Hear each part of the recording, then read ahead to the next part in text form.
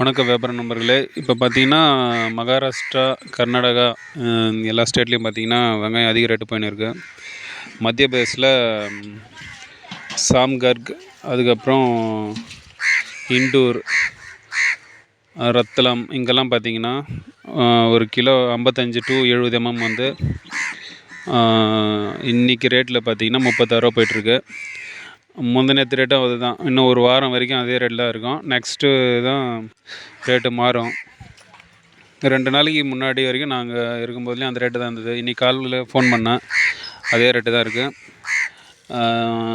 நம்ம ஏரியாவில் பார்த்தீங்கன்னா, மகாராஷ்டிராலேருந்து நம்மளுக்கு வரணுன்னா 43 ரூபா ஆகுது.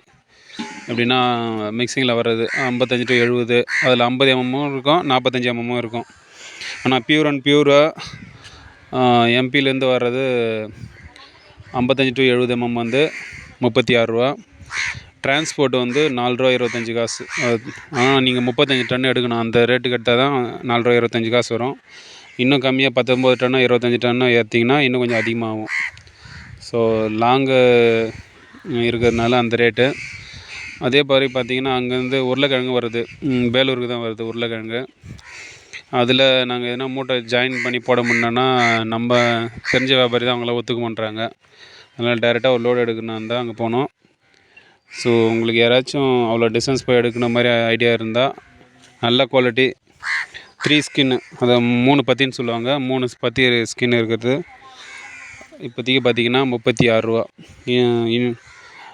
சாம்கர்க்கு, அதுக்கப்புறம் ரத்லம், இண்டூர், அதுக்கப்புறம் இன்னும் சில மண்டிகளில் எல்லாமே ஒரே ஆவரேஜ் ரேட்டு தான் போயின்னு இருக்கு.